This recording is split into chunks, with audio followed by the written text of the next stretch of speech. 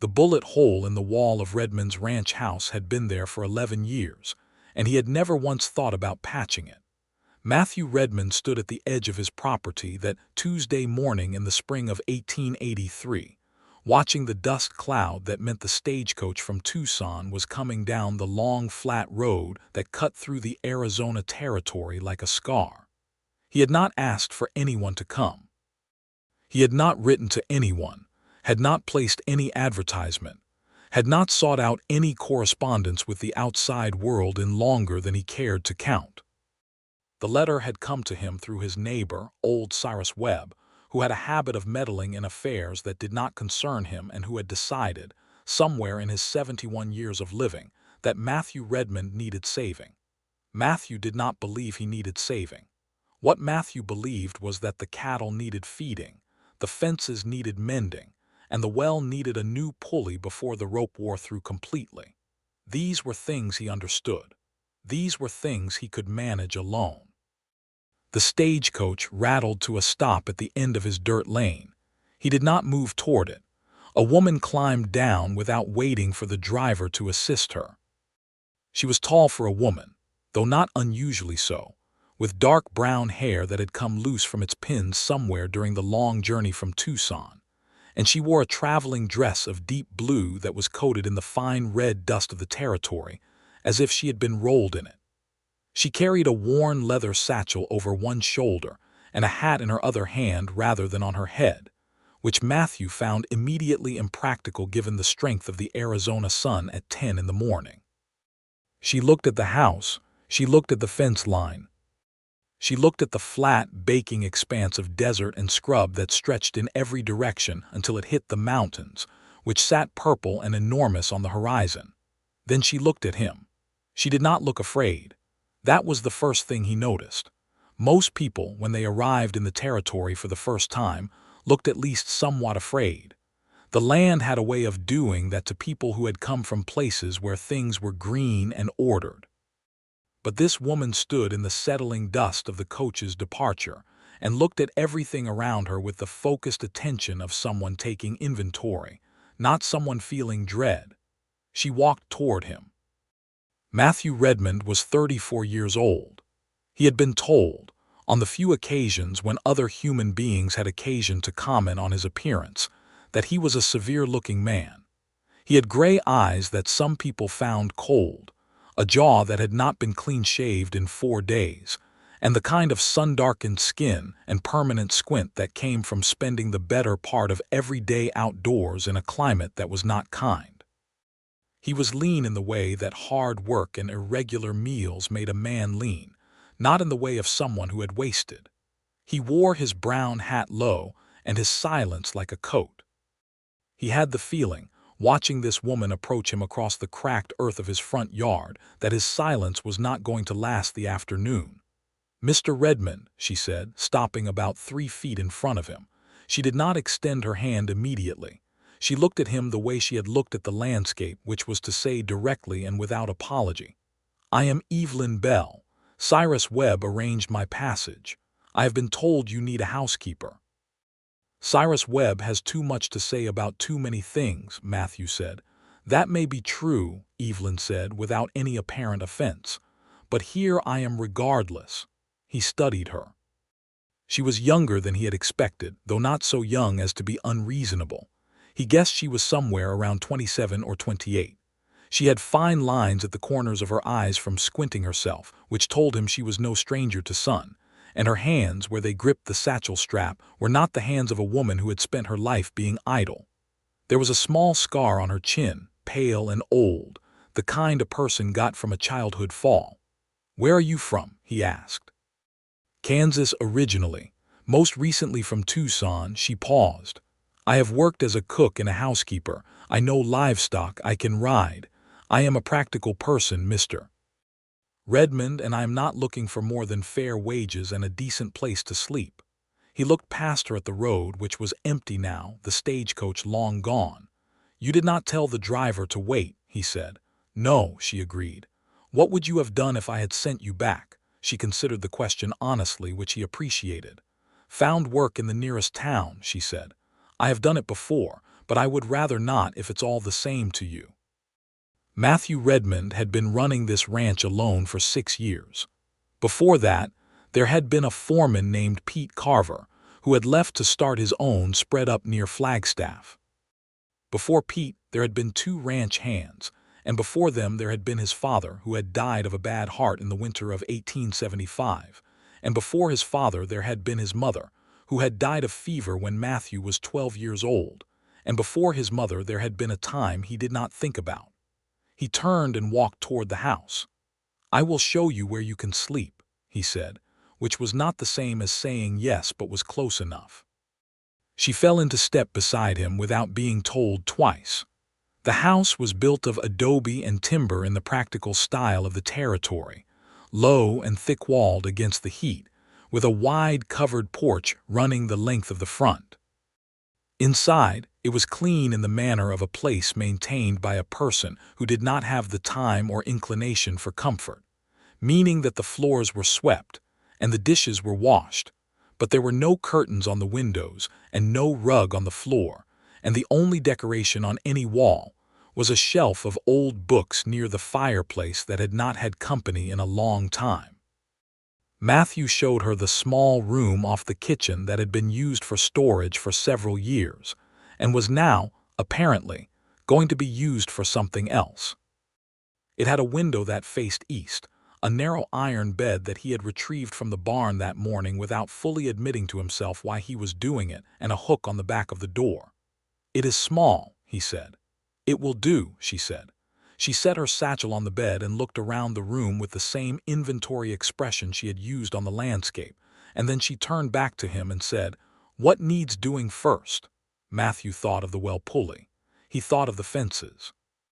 He thought of the stack of mending that had been sitting in the corner of the kitchen for 3 months because he could sew a wound closed if the situation demanded it, but he could not sew a seam to save his life. "The kitchen could use attention," he said carefully. "Then I will start there," she said. "Is there a market in town?" "Webb's store carries most things. It is 4 miles. "I will make do with what is here today," she said, "and give you a list tomorrow." He nodded once and left her to it. He spent the rest of that morning working on the south fence line, and he told himself the reason he could concentrate so poorly on the work was because he was tired from the previous day's labor, and not because he kept thinking about the fact that there was a stranger in his house. He replaced 4 posts and stretched 100 yards of new wire, and managed to slice his palm open on a barb, despite the fact that he had been working with barbed wire for the better part of a decade, which told him something about his state of mind that he did not want to examine. He came back to the house at noon to find that the smell of it had changed. It was not a dramatic change. It was the smell of something cooking, bread or biscuits of some kind, and beneath that the sharper smell of whatever she had used to clean the kitchen floor. He stopped on the porch for a moment before going inside, the way a man stops before stepping into a stream he is not sure about the depth of. The kitchen was transformed. Not rearranged in any way that he could have specifically objected to, but there was an order to it now that had not been there before, and the 2 windows had been opened to let in the cross breeze that moved through the territory in the late morning before the heat settled in for the afternoon. She had found the salt pork and some dried beans and something she had apparently located in his poorly organized pantry and turned them into an actual meal, with biscuits browning in the Dutch oven over the fire. She was at the table writing something when he came in, and she did not look up immediately. "Sit down," she said. "Your hand is bleeding." He looked down at his palm. He had wrapped it with his bandana somewhere around the 5th fence post and had forgotten about it. "It is fine," he said. "Sit down," she said again, and this time she did look up, and there was a practicality in her gaze that was so utterly without sentimentality that he found himself pulling out a chair and sitting down before he had consciously decided to do so. She brought a clean cloth and a small tin from her satchel. She unwound his bandana without ceremony, looked at the cut, which was deeper than he had been acknowledging to himself, and cleaned it with something from the tin that stung considerably. He did not make a sound. "There is a clean cloth under the wash basin," she said, beginning to wrap his hand. "If you tell me where your medical supplies are, I will move them somewhere more sensible." "There is a box in the back room. I will find it." She tied off the wrapping with a neat knot and sat back. For a moment she looked at his hand, and then she looked at him, and something moved through her expression that was there and gone before he could identify it. "Thank you," he said. The words came out rougher than he intended. She stood and went back to the fire. "The food will be ready in 10 minutes," she said. He sat at his kitchen table and watched her move around the room, and he thought about the fact that another person was moving around in this house, was occupying the air in this room, was present in a way that was both entirely ordinary and entirely foreign to him, and he did not know what to do with that. He ate 2 helpings of the beans and salt pork and 4 biscuits, which was more than he usually ate at midday, and he did not comment on the food, and neither did she. But at some point she refilled his coffee without being asked, and when she sat down to eat her own meal across the table from him, the silence between them was not the silence of 2 strangers being polite. It was a different quality of silence, the kind that had a shape to it, and he was not sure what to make of that either. He went back out to the fences after lunch. He did not slice his hand open again. That evening, when the sun was dropping behind the mountains and the sky was doing what the sky in Arizona did at that hour, which was to turn colors that seemed almost criminally beautiful, he came in to find supper already made and a lamp lit on the table. She had found candles too, apparently, from somewhere in the house, because there were 2 of them on the mantelpiece in the main room, and the effect of all of it, the lamp and the candles and the smell of food, was something he walked into and did not have a word for. They ate supper with the windows open and the desert air coming in cool now that the sun was down, and the coyote started up somewhere out to the north, a sound that Matthew had long since stopped registering as anything but background noise. "Do they bother you?" he asked.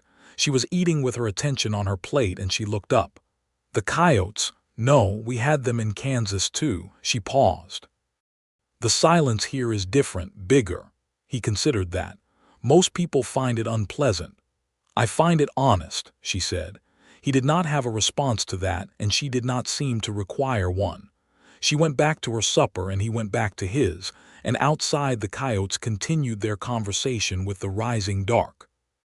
Later, when the dishes were done and she had gone to her room and he was sitting on the porch in the one chair he kept there, smoking the pipe he allowed himself in the evenings, he tried to figure out what to do with the fact that the day had gone by without incident.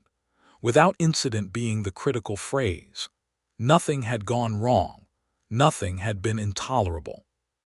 She was efficient and she was capable, and she had not asked him anything personal, and she had not made him feel the way that other people sometimes made him feel, which was as if his silence were a problem to be solved.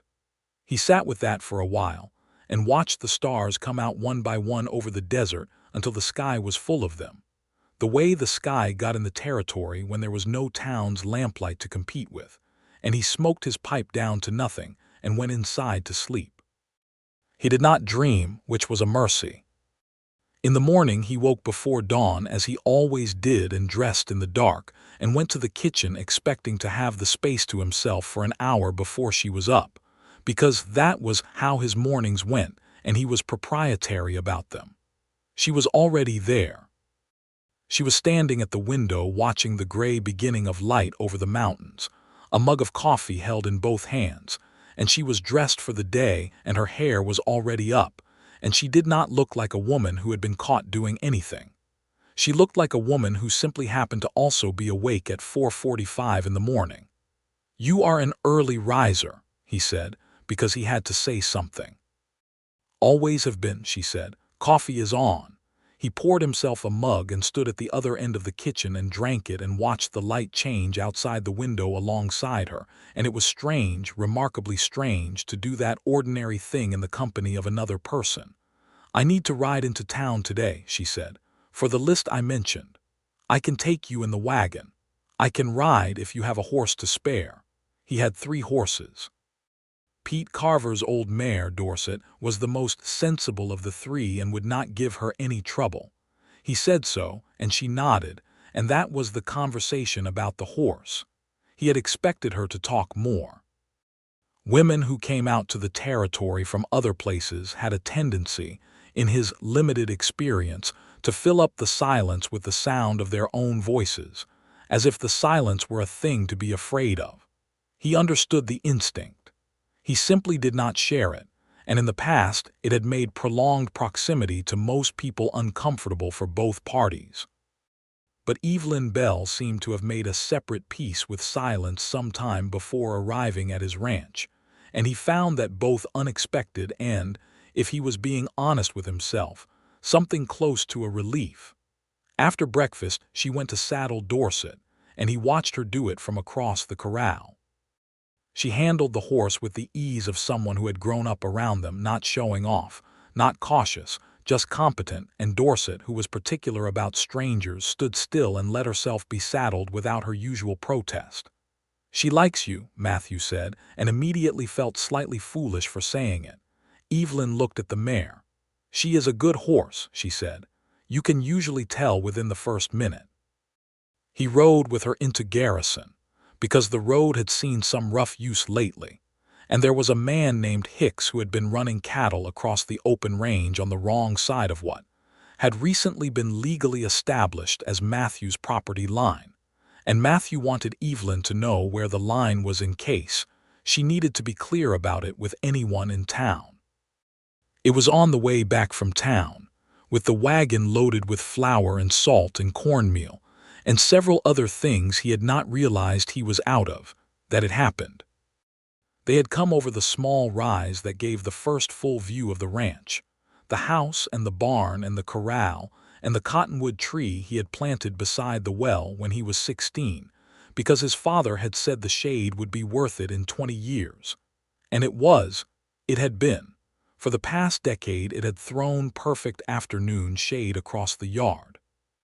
Evelyn pulled Dorset up alongside the wagon and looked at the spread below them, and without any particular ceremony or apparent awareness of what she was saying, she said, "It is a beautiful home."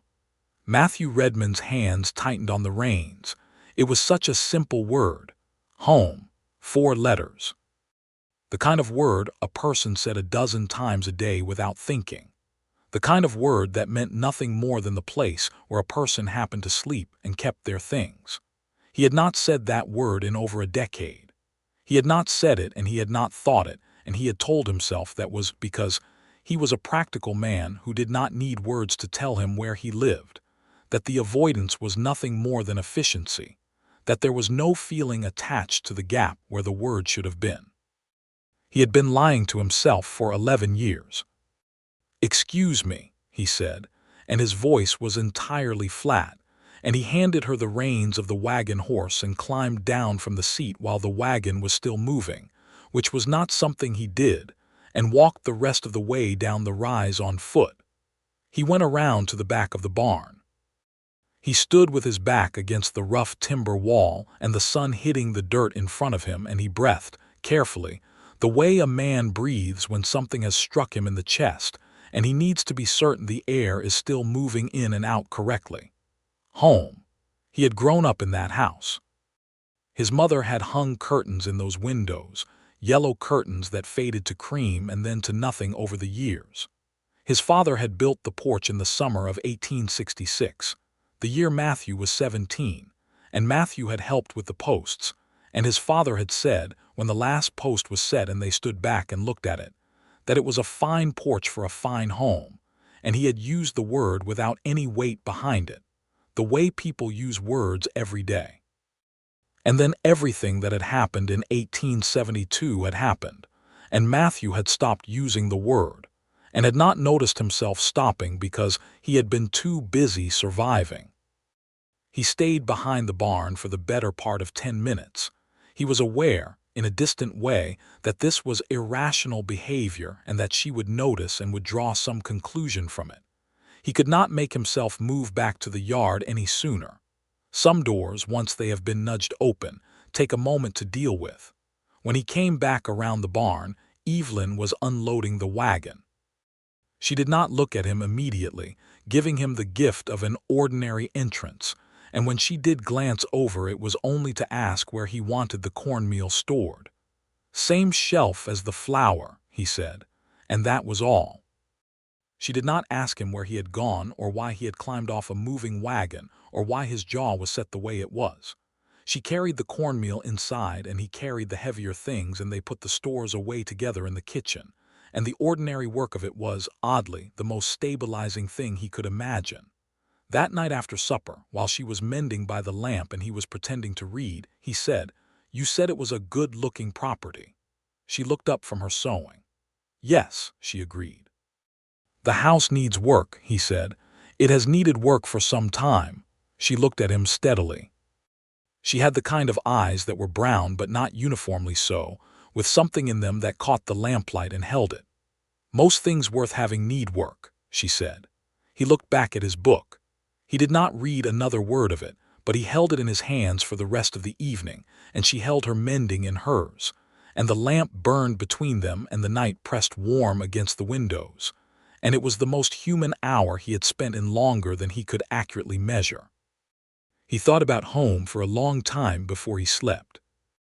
Evelyn Bell had come to the Arizona Territory with $42, one change of clothes, a worn copy of a book of poems that had belonged to her mother, and a practical determination to build something from whatever materials she found available. She had not come looking for anything beyond what she had stated to Matthew Redmond on that first afternoon, which was fair wages and a decent place to sleep. She was not entirely sure, by the third day, that she was still looking for only those things. Matthew Redmond was not a warm man, that was apparent. He was contained in a way that suggested not coldness so much as careful management, as if warmth were something he possessed but had learned to keep behind something solid, behind the fence of his quietness and his steady, competent movements through the day. She recognized that quality because she had something of it herself, though she wore it differently than he did. She had grown up in a farmhouse outside of Wichita with a father who drank, and a mother who endured it, and 3 younger siblings who needed someone to keep things orderly. And Evelyn had been that someone since she was old enough to understand the role. She had learned early that feelings were not the problem. Feelings were fine and natural and human. What mattered was what you did in spite of them, or alongside them. She had been engaged once, to a man named Charles Avery, who had been charming and had turned mean the way her father had been mean, and she had gotten out of that before the wedding, which was one of the better decisions of her life, and one that had cost her considerably in terms of the opinion of certain people in Wichita. She had moved to Tucson 2 years ago, found work in a boarding house and been saving money, and when Cyrus Webb's letter had found its way to her through a mutual acquaintance, she had read it twice and then thought about it for 1 week, and then she had written back and said she would come. She had not expected Matthew Redmond to be so immediately legible to her. It was not that she knew him. She did not know him. It was more that she recognized the grammar of him, the particular syntax of a person who had learned to live at a remove from their own feelings and had gotten so good at it that the distance seemed natural. She understood that grammar. She spoke it herself in a different dialect. She had seen the moment on the ridge when she had said the word home, and she had not known what she had said to produce it, but she had watched him climb down off that wagon and walk away with the controlled deliberateness of a man trying very hard not to show that something had cut him. And she had stood with the reins in her hands and felt the weight of it, whatever it was, and had resolved to give him whatever room he needed. On the third day, she found the bullet hole in the wall. She was cleaning the main room, which he had permitted with the same reluctant consent he applied to everything she suggested for the house, and she was dusting the shelf of books when she noticed it. It was in the wall behind the door, a single hole about the height of a man's shoulder, and it was old, the plaster around it discolored and settled, and there was no corresponding damage on the door itself, which meant the shot had not come through it but had been fired inside the room. She did not ask him about it. She dusted around it and moved on. But that evening when he came in from working on the well, which had a new pulley rope now because she had noticed the old one and mentioned it, and he had ridden into town for rope the following morning without saying it was because she had mentioned it, though it obviously was, she said. The well works beautifully now. He looked at her with a slight narrowing of his eyes that was becoming familiar to her as his version of surprise. It needed doing, he said. Everything you do out here needs doing, she said. It is a lot for one person. He sat down at the table and accepted the coffee she set in front of him, and for a moment he looked at his hands. I managed, he said. I did not say you did not, she said, sitting across from him with her own coffee. I said it was a lot.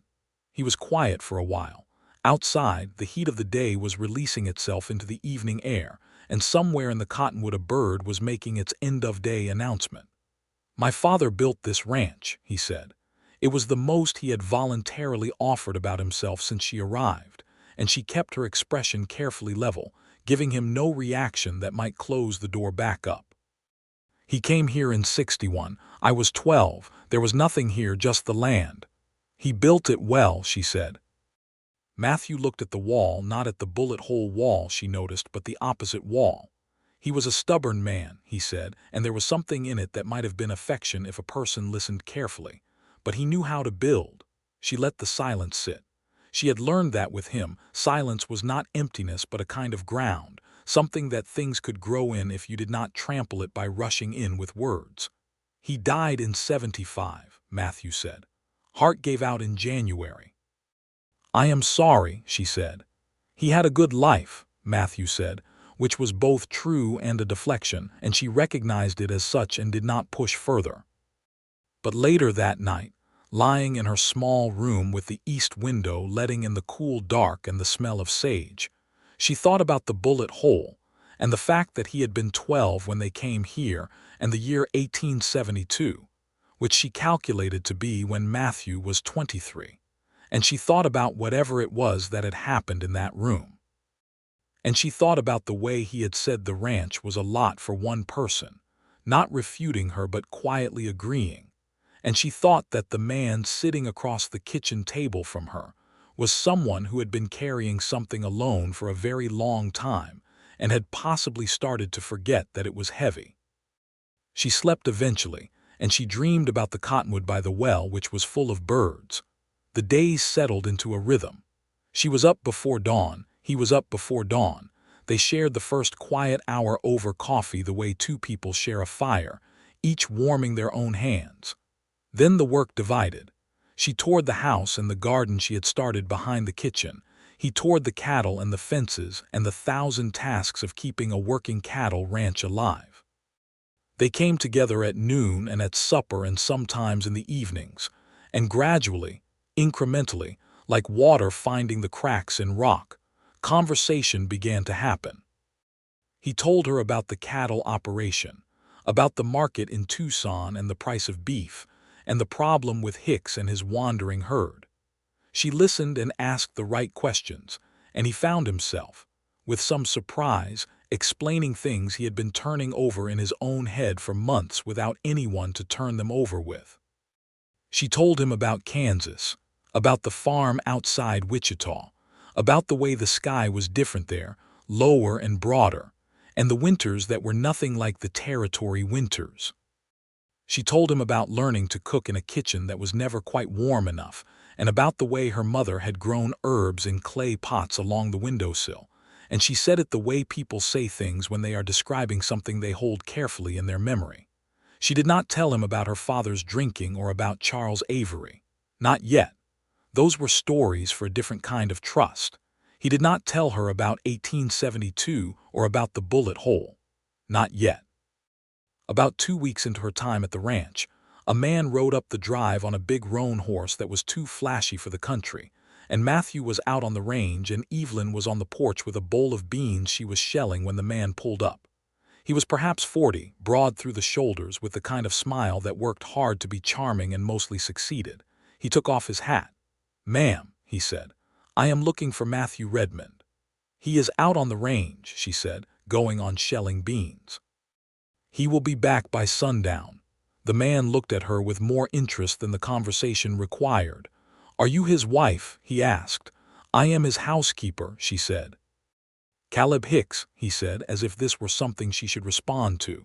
She looked up at him then. She had heard enough about Caleb Hicks from Matthew to form a reasonable picture. "I will tell him you called," she said. Hicks looked at the house, then back at her, and his smile did something small and unpleasant. "You tell him I came by about the property line business," he said. "Tell him I want to settle it friendly." "I will tell him exactly what you said," she said. He tipped his hat and rode back down the drive, and she watched him go with the bowl of beans in her lap, and a feeling in her chest that was not quite alarm but was its adjacent relative. When Matthew came in that evening she told him, and she told him clearly, everything Hicks had said and the way he had looked at the house and the way his smile had felt, and Matthew listened to all of it without moving. "He will not do anything," Matthew said. "How do you know?" "Because he is the kind of man who wants things to look easy," Matthew said. "He will not do anything that requires him to look like he is trying." She thought about that. "You know him." "I know the type," Matthew said, and something behind his eyes was older than his voice. "Will you go to the sheriff?" she asked. He looked at her with an expression that was not quite amusement and not quite something else. "Tom Garrett in Garrison has been sheriff for 6 years, he said. "He is a fair man. I have spoken to him already about Hicks. It is in hand." She nodded. She went back to the supper she was making, and he washed the day off at the wash basin, and she tried not to think about the fact that while she had been watching Hicks ride away she had felt, for the first time since arriving, the specific fear of a woman alone, and had also felt, right alongside it, the certain knowledge that she was not, in any meaningful sense, alone here. The garden behind the kitchen began to show green about 3 weeks in. It was nothing grand, just beans and squash and some herbs she had managed to locate seeds for in town, but the green against the red Arizona dirt was something she found remarkable every morning when she went out to water it with the bucket she hauled from the well. The cottonwood cast shadow over part of it in the afternoon, which helped with the heat.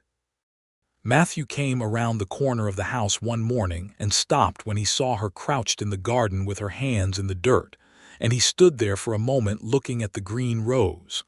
"My mother had a kitchen garden," he said. She looked up. He was not looking at her but at the plants. His expression had something in it that she had not seen before, something open and raw and quickly managed. "What did she grow?" Evelyn asked. "Tomatoes," he said. "Tried every year, never got much out of them." He paused. "She kept trying, though." "That is the thing about tomatoes," Evelyn said. "They reward stubbornness." The corner of his mouth moved, so briefly and so slightly that she might have imagined it, but she did not think she did. "I did not plant tomatoes yet," she said, "but I could." He looked at her then, and there was something in his gray eyes that was direct and unguarded in a way she had not seen in him yet, a flash of something genuine before the careful management came back. "If you want," he said. She wanted.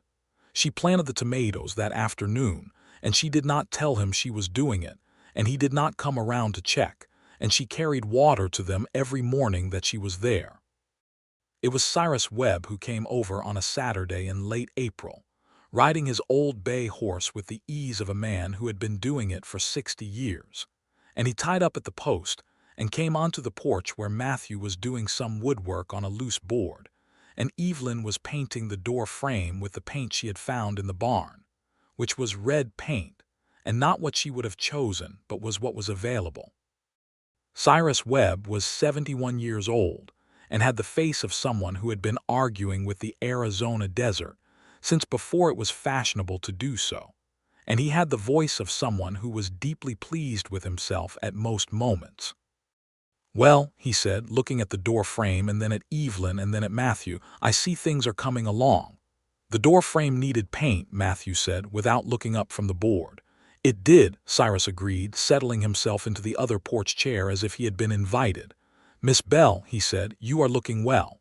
"Thank you, Mr. Webb," she said, going on with the painting. "Would you like some coffee?" "I would like some coffee," he confirmed. She went inside to get it and heard, through the open window, Cyrus say to Matthew in a voice calibrated to be heard, "She is a considerable improvement on the general atmosphere out here." There was a silence. "The board is fixed," Matthew said.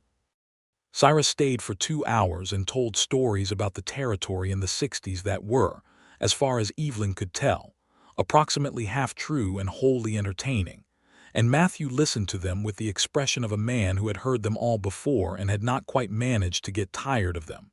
And once, precisely once, he laughed at something Cyrus said, a short, startled sound, and the way Cyrus looked at him when he did it told Evelyn that it was not a common sound. After Cyrus had gone, she was washing the coffee cups and Matthew was back on the porch, and she said through the open window, "He is very fond of you." There was a pause. "He is a meddling old man," Matthew said. "Yes," she agreed, "and very fond of you." Another pause. "He knew my father," Matthew said finally. "They came out here the same year." "I know," she said. "He told me." "What else did he tell you?" The question was carefully neutral. She thought about this. Cyrus had told her a number of things, carefully and without any apparent agenda, over the 2 hours he had spent on the porch, things that filled in spaces she had been wondering about. He had told her that Matthew had been a different kind of young man, easier and readier to laugh, before 1872. He had told her, with the gentle obliqueness of an old man who respected privacy but also respected truth, that there had been a woman, a young woman named Clara, who had died, and that it had not been peaceful. He had not given her more than that. It had been enough. "He told me that your father and he used to play cards every Friday night for 20 years, she said, "and that your father was a terrible card player and owed Cyrus a sum of money that will never be collected now." She heard what might have been a sound of amusement from the porch. She did not tell him the rest of what Cyrus had told her. It was not her story to bring to him. But she thought about it when she lay down that night. She thought about a 23-year-old Matthew Redmond, the younger version she was beginning to understand by inference, and about what it did to a person to lose someone the way it sounded like he had lost Clara, and about 11 years of living with something that heavy on your own, in a house that looked like a house but had stopped feeling like what that word was supposed to mean. She thought about the bullet hole. She lay in the dark with the stars outside her window, which were so dense and bright in the territory sky that on clear nights they cast actual shadow, and she thought about all of that. And she thought about a man who could not say a single ordinary word, and she felt something move in her chest that was not pity, because it was not pity she felt for Matthew Redmond at all. It was something warmer and more urgent than that, and she had learned enough about herself to recognize it and not run from it, and also to treat it with respect, which meant not rushing it. She would wait. She was good at waiting. What she had not anticipated was that she would not have to wait very long. May arrived in the territory with the particular violence of an Arizona spring, hot days that were already practicing for the summer to come, nights that were still cool enough to sleep under a blanket, and the desert in bloom the way it bloomed for those few short weeks, the saguaro putting out flowers and the prickly pear going yellow and the whole dry landscape briefly, extravagantly alive. Matthew had been watching her in the evenings, and he was not being subtle about it, though he probably thought he was. He watched her the way he watched the horizon, steadily and with full attention, and when she caught him at it, he looked away with a directness that was its own kind of honesty, because he did not pretend he had been looking at something else. She began to notice the ways he made room for her that were not tasks. He had started keeping the east-facing window in the main room clear of the tools he stored there in winter, because she had mentioned once that she liked to watch the light come up over the mountains in the morning. He had brought home from town a small crock of honey that she had not asked for but had said, in passing, reminded her of her mother's kitchen. He repaired the bookshelf so that it no longer leaned. These were not romantic gestures in any showy sense. They were the gestures of a man who had been paying attention, and paying attention in Matthew Redmond's language was an act of considerable intimacy. She began leaving his coffee where he could find it in the morning, knowing he liked the first cup alone before she came in. She set aside the best cuts of the salt pork for his plate without making it obvious. She learned the rhythm of his silences well enough to know which kind meant he wanted company, and which kind meant he wanted to be left alone, and she respected the difference. One evening in the middle of May, he came in earlier than usual, which was unusual enough to make her look up from the beans she was sorting. "Hicks moved his fence line," he said. "She set down the beans. Into your land. By 30 yards. He put his hat on the hook by the door, a gesture that was so habitual and so domestic that it made her heart do something complicated. "I rode the line. He has a new fence, posted it with his brand. What will you do?" He sat down at the table. He looked tired, not the ordinary tired of hard physical work, but the tired of something that required a different kind of effort. "I will go to town tomorrow. See Tom Garrett." He paused. "There may be a hearing. The magistrate comes through every 2 months. She sat down across from him. "When does he come?" "3rd week of June." "That gives you time to document the line," she said. "You know where your original fence was." He looked at her with that slight narrowing that meant surprise. "I have the land survey. My father had it done in '68. "Then you have what you need," she said. He looked at her for a moment, and his expression was the most open she had seen it yet. All the careful management momentarily set aside, and what she saw underneath it was a tiredness that went back a long time, and also, right there beside it, something that was not tiredness at all. "You are a practical woman," he said. "I told you that on the first day," she said. "You did," he said, and then more quietly, "I am glad you did not let the driver wait." She held very still, the way you hold still when a bird lands near you and you do not want to startle it. "So am I," she said. He looked at the table. He looked at his hands. He looked at her. "Evelyn," he said, and it was the first time he had used her first name without the Bell attached, and something about the way he said it, carefully, like he was setting something delicate down, made the air in the kitchen feel different. "Matthew," she said, equally carefully. Something passed between them that did not require words to be entirely legible. He cleared his throat and looked at the beans. "Those need finishing," he said. "They do," she agreed, and pulled the bowl back toward her and went on sorting them, and he sat at the table in a silence that was the warmest thing she had felt since she could not quite remember when. The hearing with Magistrate Calloway was set for the 3rd week of June as expected, and Matthew spent the 2 weeks before it documenting the fence line with the methodical precision he brought to everything he decided was worth his attention. He had the survey, he had measurements, and he had Cyrus Webb, who had been on the adjacent property since 1861, and had a memory for property lines that was both sharp and fiercely partisan. Evelyn had a different idea, which was to speak to the 2 ranchers on the other sides of Hicks's property, men she had learned about from conversations in Webb's store in Garrison, one of whom Hicks had apparently treated in a similar manner several years ago. She suggested this to Matthew one morning over breakfast, setting out the logic of it as she saw it. He listened to her without interrupting, which she had come to understand was his version of full engagement. "Hicks will have his own witnesses," she said, "2 of his hands who will say what he tells them to say. What Magistrate Calloway needs to see is a pattern." "You think Dawes and Morales will come forward," he said. "I think if you ride to them respectfully and ask, they might," she said. "You are not asking them to fight. You are asking them to tell the truth." He considered this. Outside, the early light was doing something lovely to the mountains, and she could see the clean, sharp edge of it through the window, but she was looking at him. "I will ride out this week," he said. He did, and Robert Dawes came to the hearing, and so did a man named Louis Morales, whose family had been ranching the territory since before it was American territory at all, and whose account of Caleb Hicks's fence-moving history was delivered to Magistrate Calloway with a dignified precision that carried considerable weight. Calloway ruled for Matthew on a Tuesday in the 3rd week of June, ordered Hicks to restore the original fence line within 30 days, and warned him publicly, and on record, that another such dispute would carry legal consequences. Hicks accepted this with the smile of a man who was filing the information away for later, and Matthew noted it and said nothing in public, but on the ride back to the ranch he said, "He will not forget this."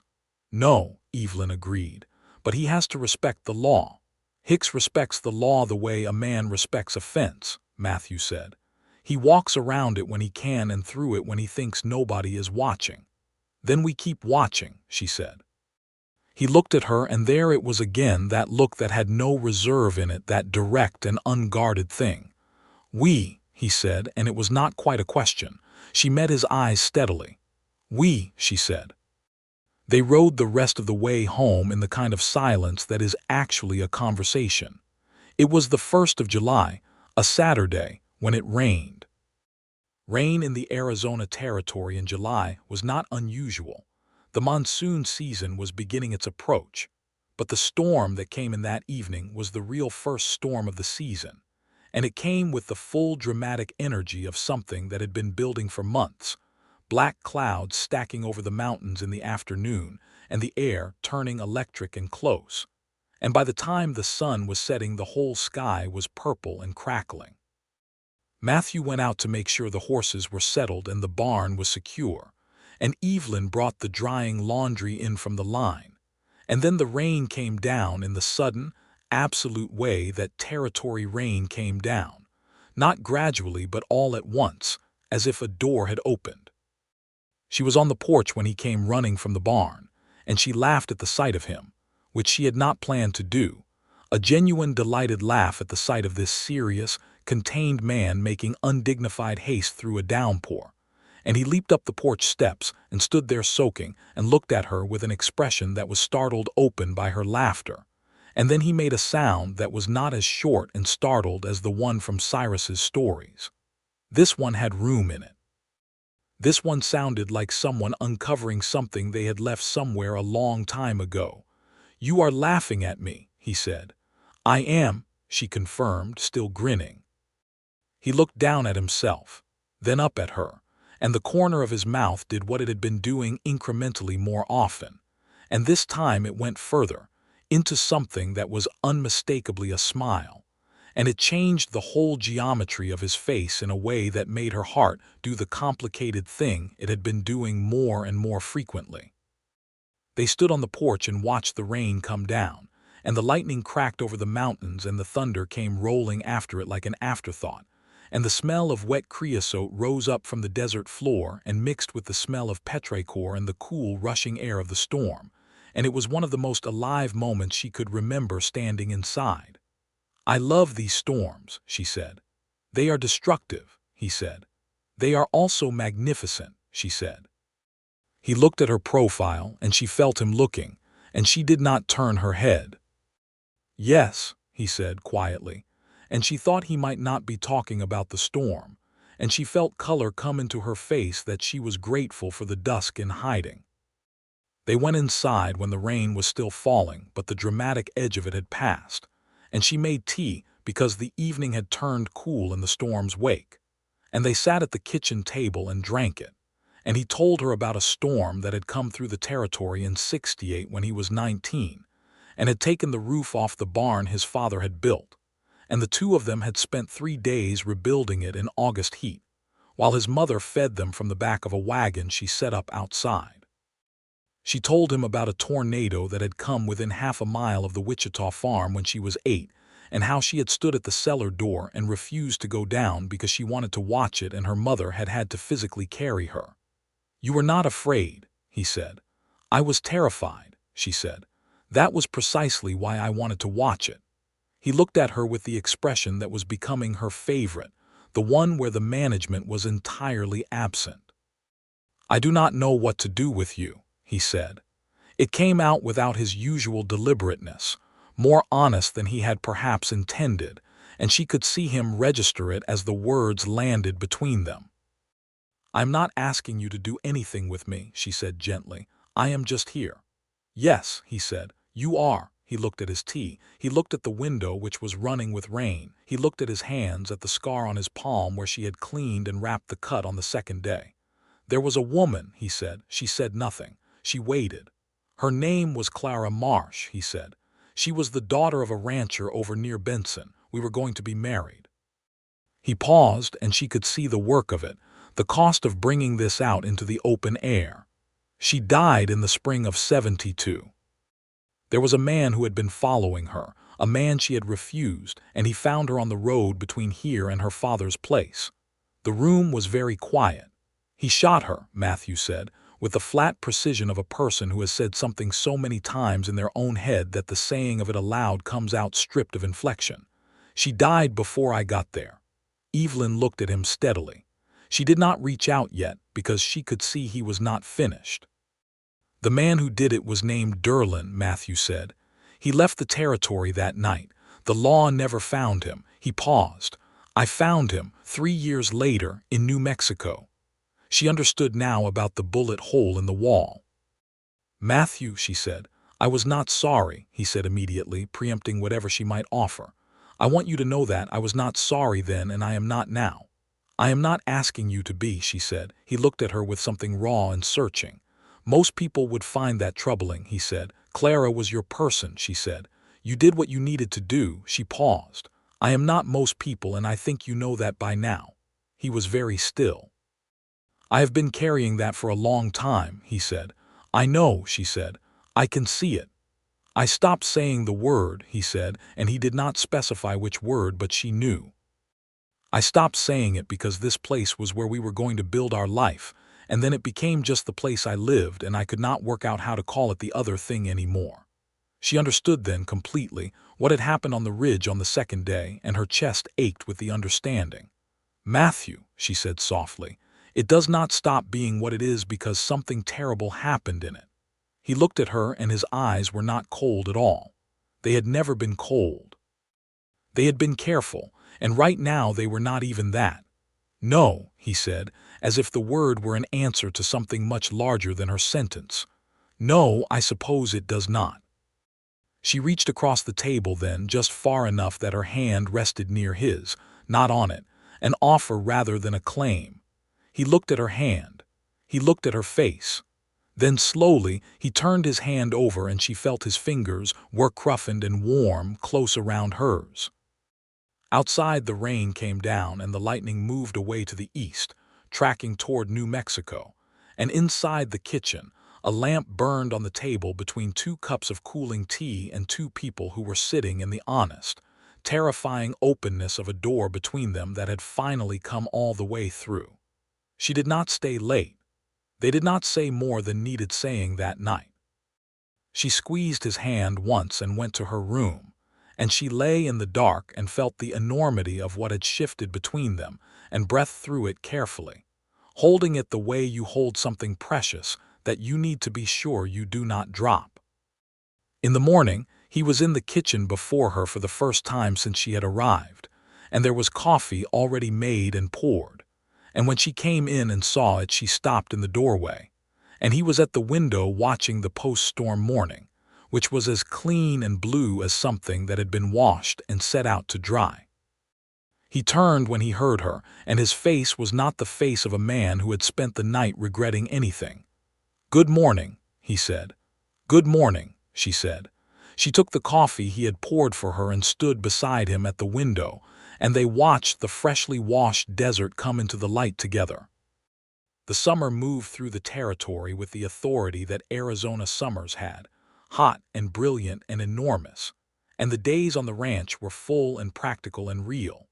And in the evenings the two of them sat on the porch and watched the monsoon clouds build over the mountains and sometimes release and sometimes travel on.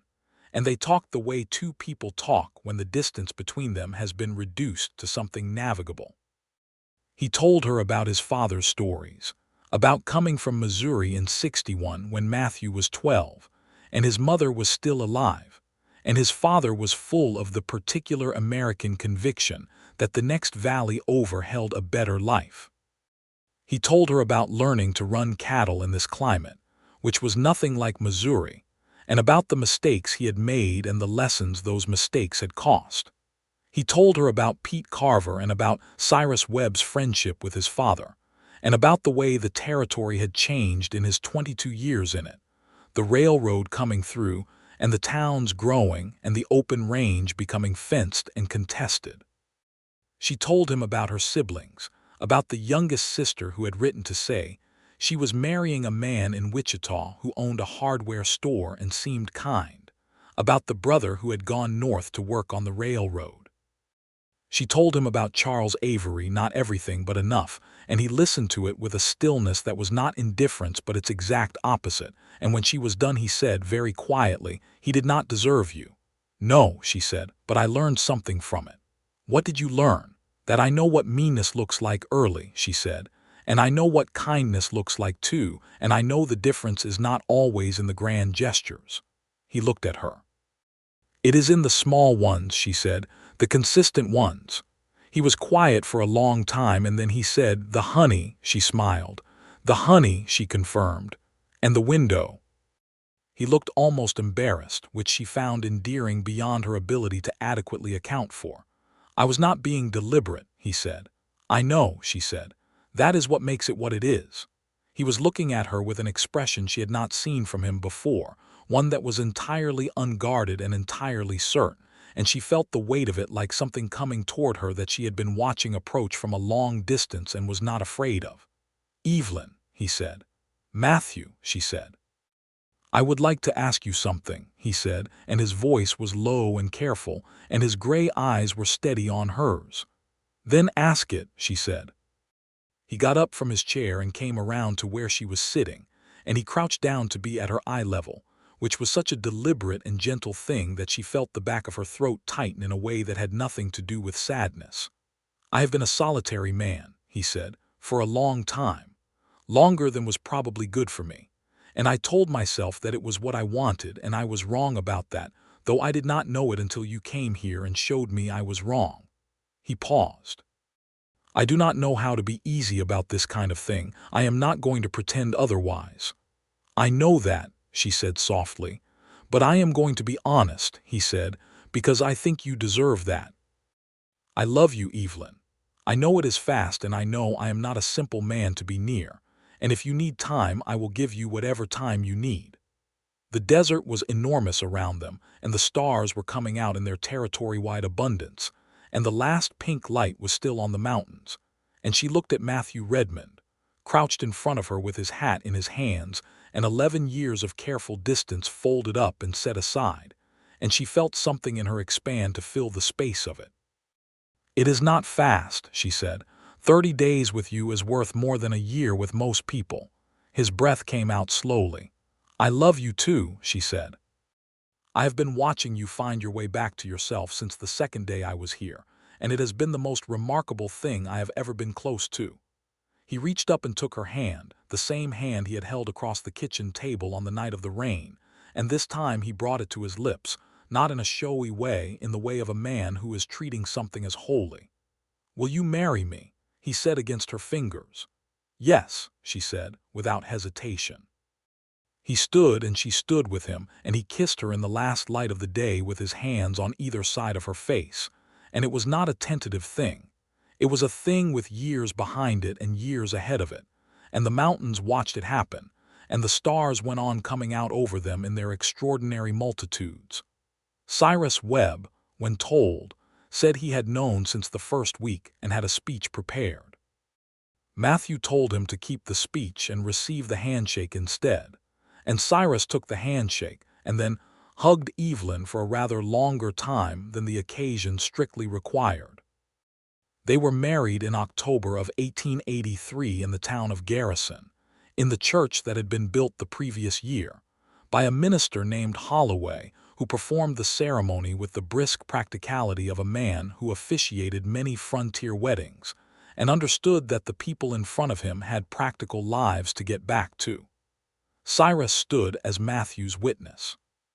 The woman who ran the general store, a capable person named Margaret Fry, who had taken to Evelyn with considerable warmth, stood as hers.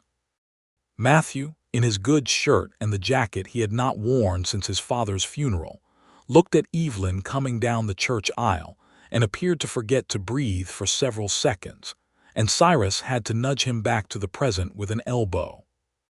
Evelyn wore a dress of soft gray that she had made herself from fabric she had ordered from Tucson, and she carried the small late-season wildflowers she had found along the creek bed that morning, which she had gathered before dawn while Matthew was still sleeping, and she walked toward him in the thin October light of the church windows, and thought that this was the arrival she had always been moving toward, though she had not known it until she was already here.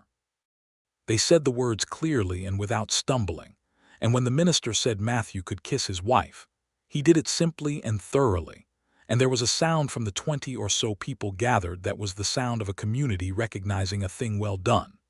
The ride home that evening in the wagon, with the loaded sky over the territory, and the mountains already showing the first faint suggestion of autumn snow on their peaks, was quiet in the way that their best silences were quiet, full and warm and shared. When the ranch came into view from the rise, the same rise where she had said the word that had undone him on the second day, he pulled the horses to a stop. She looked at him. He was looking at the house below them, the lamplight in the windows because they had left a lamp burning, and the barn and the corral and the cottonwood by the well, all of it sitting in the last lavender dusk of the day, and his expression was open and full of something that she had no word for but recognized entirely. "Home," he said. Quietly and simply, as if he were testing the weight of it, as if he had picked up something long set down and was finding it heavier than he remembered but also exactly the right thing to be carrying. She said nothing. She leaned into him slightly, her shoulder against his, and he picked up the reins again and they drove down the hill together. That first winter of their marriage was cold by territory standards, which meant the nights had bite to them, and the mornings were frosted, and there were 2 weeks in January when snow dusted the desert floor, and the cattle had to be brought in closer to the water.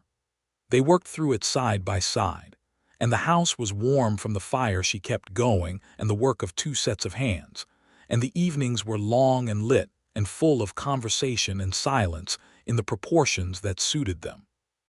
He had taken down the bullet hole in the wall. Not immediately, not right after the confession on the night of the rain, but on a morning in November he had spent 2 hours with plaster and patience filling and sanding and painting over it, and she had watched him do it from the kitchen doorway without saying anything, and when he was finished, he had stood back and looked at the smooth wall, and then turned and found her in the doorway, and they had held each other's gaze for a moment that was its own kind of ceremony. He had stopped going around a particular room in his memory, in other words. He had stopped circling the wound and had come to look at it, and had decided it was healed enough to be done with tending. She had taken the book of her mother's poems off the shelf in her room where she had put it when she arrived, and had set it on the shelf in the main room with his father's books. It was a small thing, and she mentioned it to no one, but she noticed that he noticed it, that he looked at the new spine among the old ones one evening and looked at her and said nothing, but put his arm around her and kept it there. In the spring of 1884 she told him she was pregnant. She told him in the kitchen in the morning, with the same directness she had applied to everything since the first afternoon she had walked up his drive, and he stood at the wash basin with water still on his face, and turned and looked at her. And what moved through his expression was something she would remember with perfect clarity for the rest of her life. It was joy, simple and enormous and entirely unmanaged. He crossed the kitchen in 3 steps and held her, not gently in the way of a man afraid of breaking something, but the way he held the things that mattered to him, with full weight and full attention. "Evelyn," he said into her hair. "I know," she said. He pulled back enough to look at her, both hands on her face, and his gray eyes were bright. "Are you well?" he said. "I am very well," she said. "I am excellent." He kissed her forehead, her cheek, the corner of her mouth. "You are remarkable," he said. "I know that too," she said, and he laughed fully and freely, the sound filling the kitchen and going out through the open window into the spring morning. Cyrus Webb, upon being told, attempted the speech he had been prevented from giving at the wedding. Matthew let him get 2 sentences in before cutting him off. Evelyn let him finish, which was why she was Cyrus's favorite person for the rest of his long and opinionated life.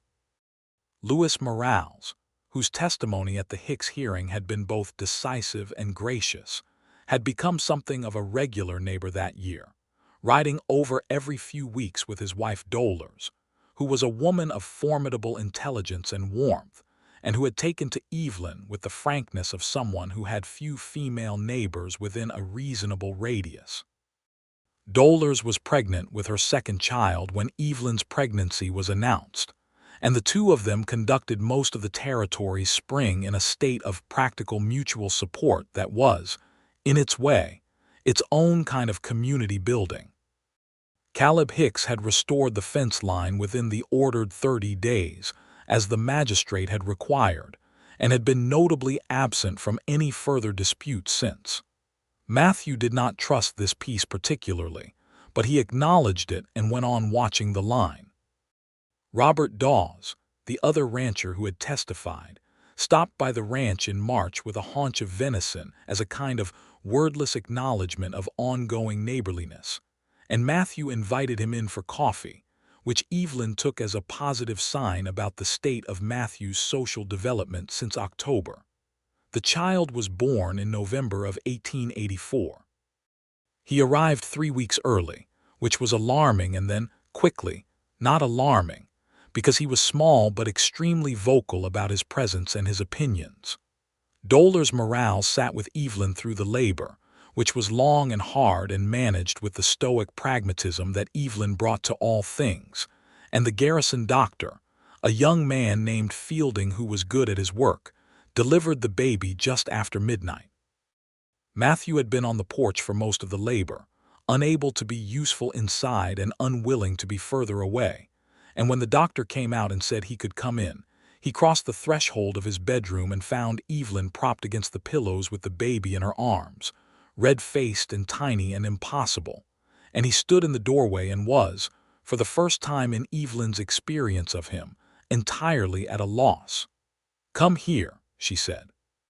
He came to the edge of the bed and sat down carefully, as if the floorboards might be fragile, and looked at the baby with the expression of a man standing at the edge of something he does not have the scale for. She put the baby in his arms. He held him with the inexpert care of someone who has never held a newborn, elbows at wrong angles, and the baby did not care and looked up at him with the unfocused intensity of the very new. "He is small," Matthew said. "He will not always be," Evelyn said. "He has your eyes," he said. "He has your chin." Matthew looked at her over the baby's head, and there was nothing behind his eyes at that moment, nothing managed or contained or held in reserve, just this. A man looking at his wife after the birth of their child in the house his father built, in the room where the bullet hole had been. "Thank you," he said, and the word had a weight and a scope to it that neither of them tried to qualify. "Thank you," she said back, and meant it equally broadly. They named him James Redmond, James for her father's father who had been a decent man, and Redmond because it was what he was. James grew the way healthy children grow in good country, steadily and with purpose. And by the time he was walking, he had the look of a boy who would be tall, with Matthew's gray eyes and Evelyn's directness of gaze, and both of their independent streaks in such concentrated form that Cyrus Webb said the boy would either run the territory one day or be a spectacular trouble to it. The ranch grew in those years too, not extravagantly, not in the booming way that some men pursued, but solidly, in the manner of something built on actual foundations. Matthew hired a hand named Samuel Bright, a young man of 20 from Colorado who was good with horses and better with cattle, and who had a quiet manner and a willingness to learn that Matthew appreciated.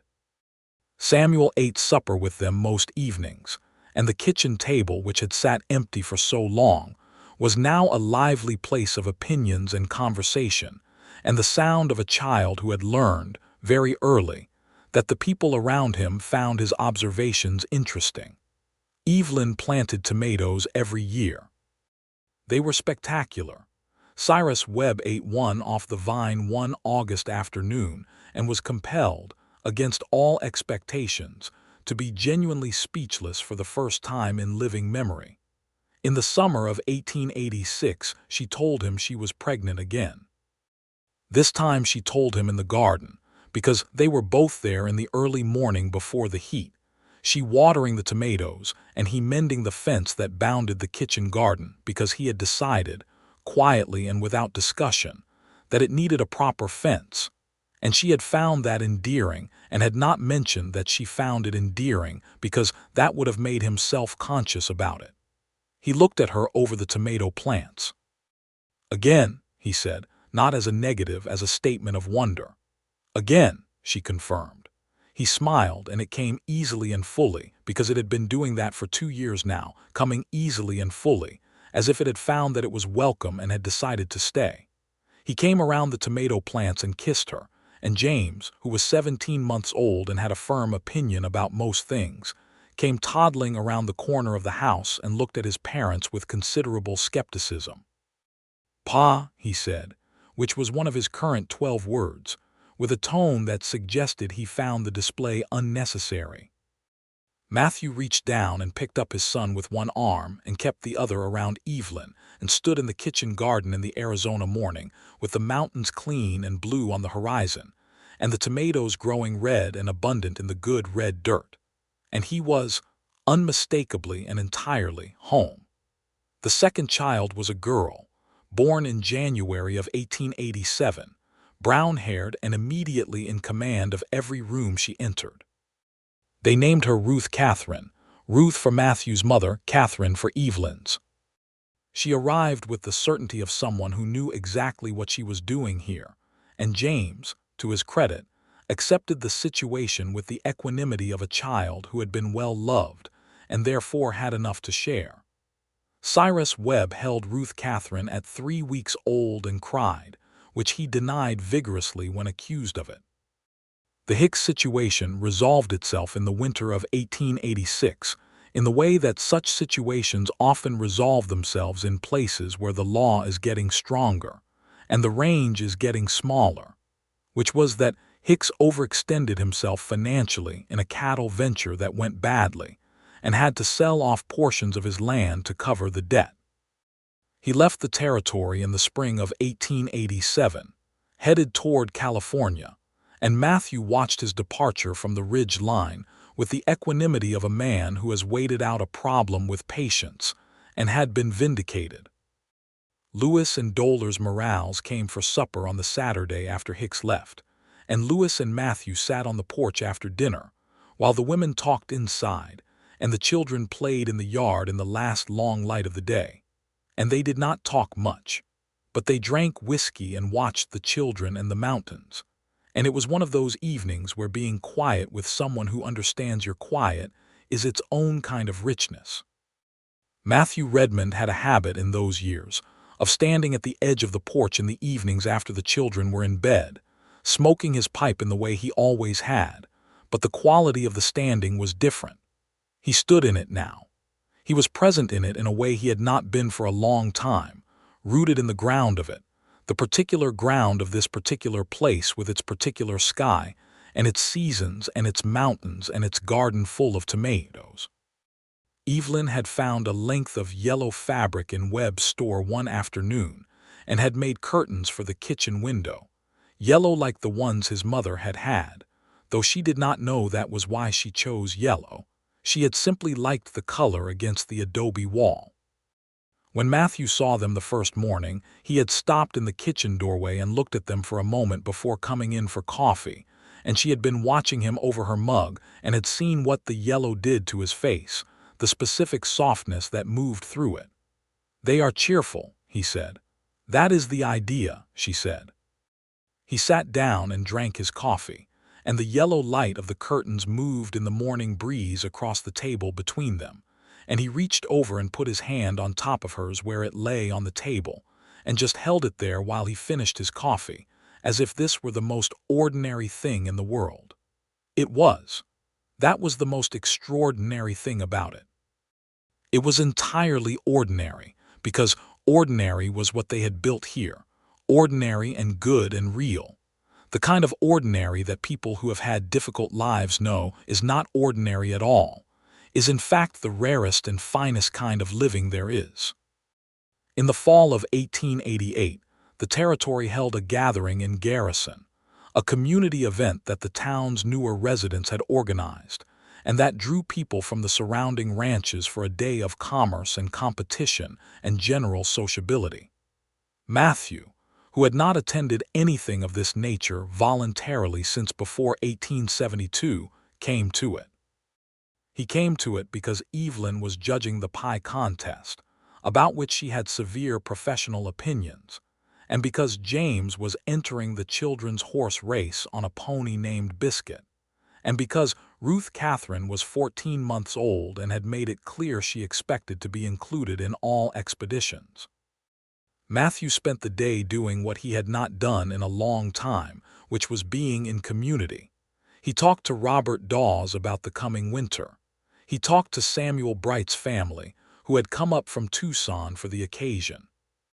He stood at the edge of the horse race with Ruth on his hip and watched James on Biscuit with a pride that he did not bother to contain. And when James came in third and was initially devastated, and then consoled by the understanding that third place still involved a ribbon, Matthew crouched down to his son's level and said, "You rode well. The horse was good. You can do better next year." James looked at the ribbon. "Were you watching?" he asked. "The whole time," Matthew said. James seemed to find this adequate. He ran off to show Biscuit the ribbon, which was perhaps optimistic about the horse's capacity for appreciation, but was entirely in character. Evelyn won the pie contest. She was gracious about it in a way that was very thin cover for the fact that she had expected to win, and was merely satisfied that the world had arranged itself correctly.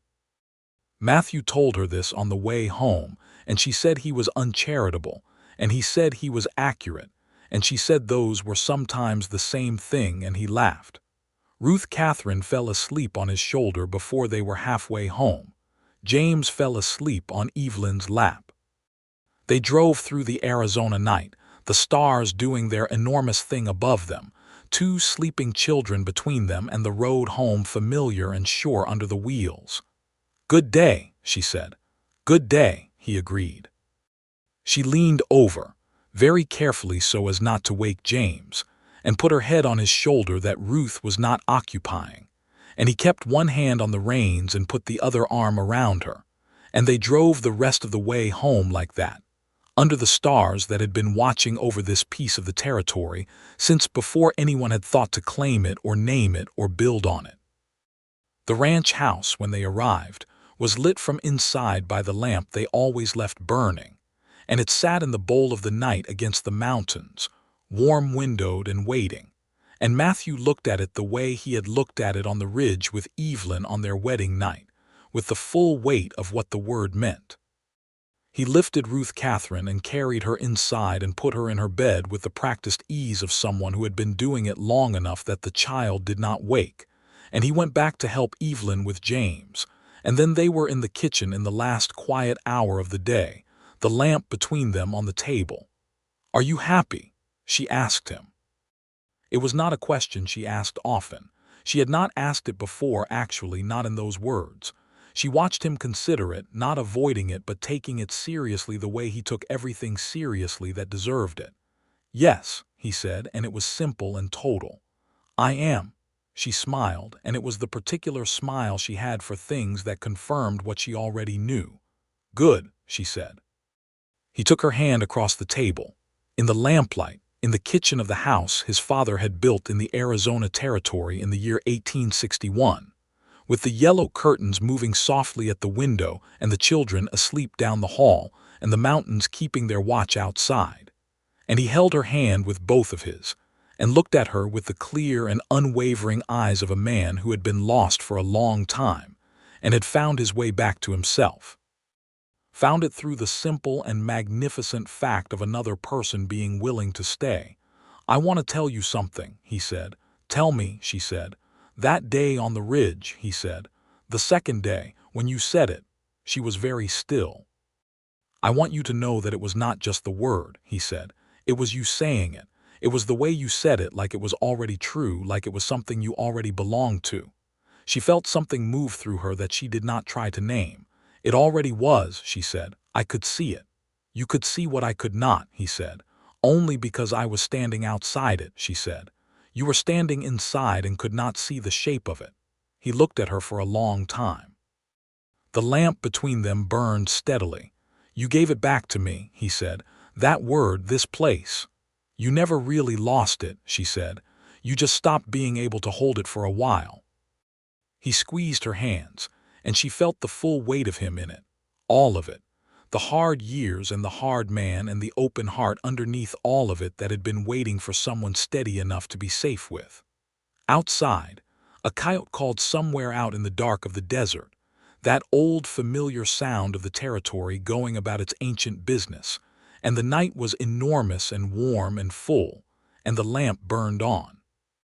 Evelyn Bell Redmond looked at her husband across their kitchen table and thought about a woman who had climbed down from a stagecoach in a cloud of red dust with $42 and a leather satchel, and a practical determination to build something from whatever materials she found, and thought that you could not have planned or predicted or engineered what the materials turned out to be. This man, this house, this life, this extraordinary ordinary. Matthew Redmond looked at his wife and thought about the word home, and how the thinking of it no longer required effort, no longer caught like a hook in something raw, how it had become what it always should have been, just the word for where he was, just the word for all of this, just the simple, full, true word for everything that mattered.